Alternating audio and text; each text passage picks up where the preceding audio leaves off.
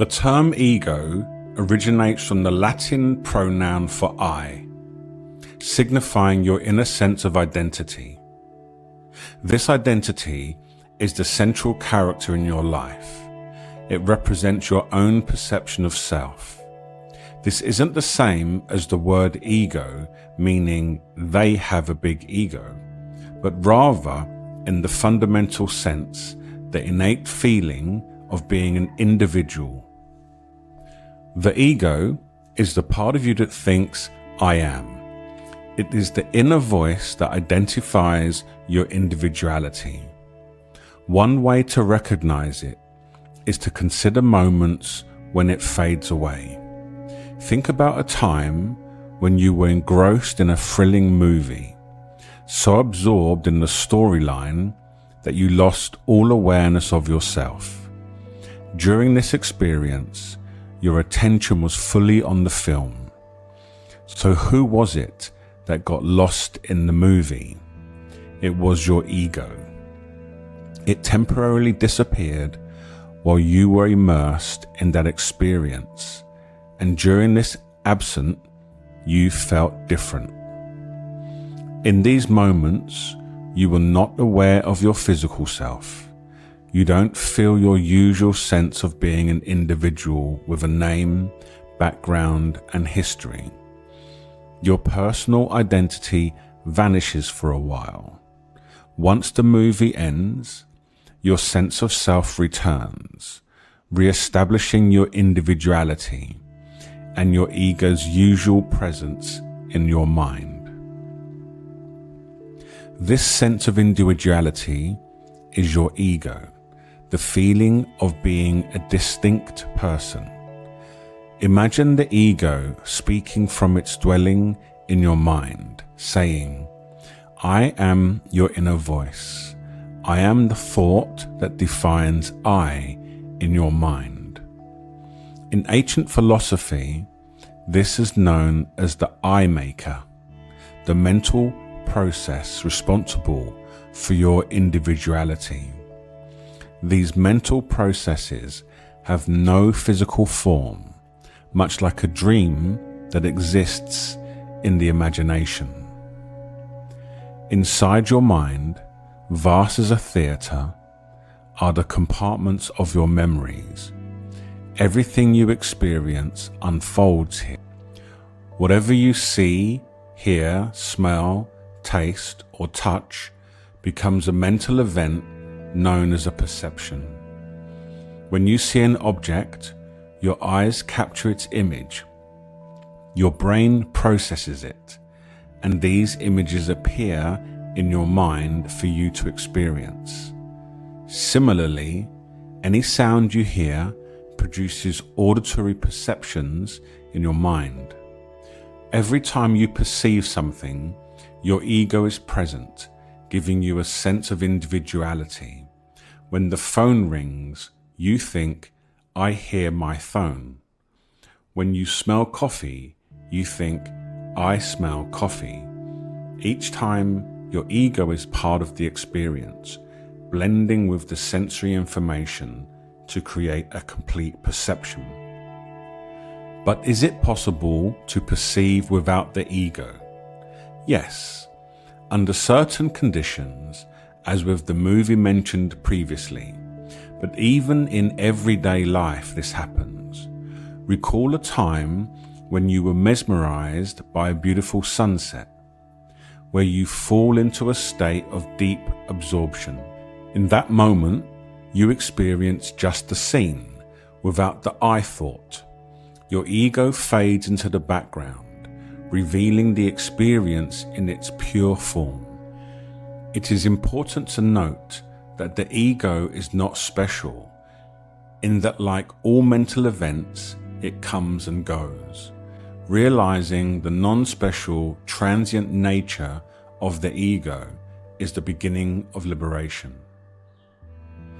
Unlike these transient mental events, you, the conscious being, remains constant, illuminating the mind's vast theatre, like the sun illuminating the sky. Whether you are absorbed or asleep, you know when your ego is present and when it fades, just like the sun can see when there are clouds or clear sky. And just like the sun persists even with the densest clouds, your awareness persists through all experiences, watching over the mind's activities at all times. Beyond this sense of perception, you also experience thoughts and emotions. These events arise in the mind, independent of the senses. Some thoughts are abstract and conceptual, like contemplating the mysteries of the universe. Others are practical, like planning a project at work. Your ego accompanies these thoughts, maintaining your sense of individuality. The ego effectively makes these thoughts personal, when in fact they are not. Emotions arise within the mind, and as soon as they do, you become aware of them. Emotions are even more transient than the ego. This creates the illusion that your ego remains. The transient nature of the ego is obscured by the even more transient nature of emotions. This illusion shapes your sense of self as someone who experiences happiness or sadness. The same principle applies to cravings. They emerge and the ego attaches to them, creating a fleeting sense of permanence and a corresponding feeling of being compelled by their influence. We can notice the emotions and cravings are transient, and then go a step further and notice that the sense of I upon which they act is also transient.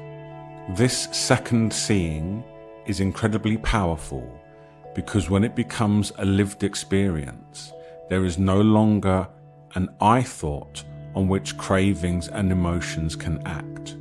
One of the most transformative paths to awakening is to disentangle the permanence of the ego from the transient cravings and emotions, recognizing how powerless they become when depersonalized. Said another way, the ego, cravings, and emotions are like three clouds rising in the sky. They are illuminated by the sun, but have no effect on it, even if they appear to affect each other. The question arises, if you are truly unaffected by cravings, why do they sometimes occur? The issue lies in confusion. When you say, I have cravings, the I refers to your ego, not your true consciousness.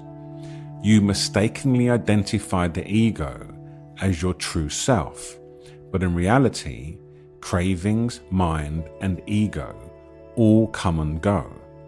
They don't belong to you, the conscious being.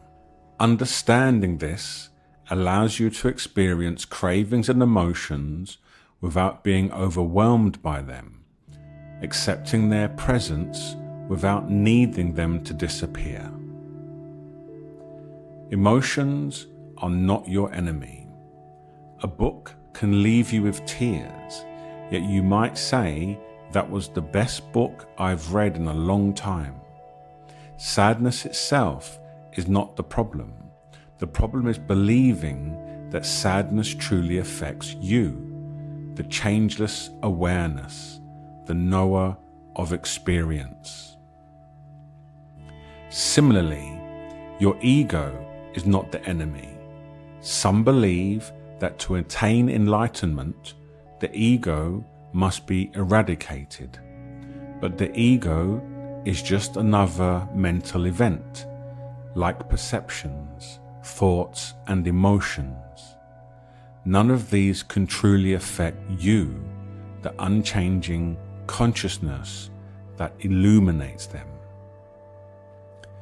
Your ego plays a vital role in coordinating thoughts and actions. Without it, as when deeply absorbed in a moment of wonder, you can't engage in activities. You need your ego to interact with the world. It is a natural and essential aspect of being human. Ultimately, your ego isn't responsible for your suffering. Suffering arises from confusion and ignorance of your true nature as unchanging, complete consciousness. With the insights from your direct experience, you can dispel ignorance and find freedom from suffering, embracing your true self even amidst the waves of emotion, from anger to cravings, from sadness to joy. You remain eternally free.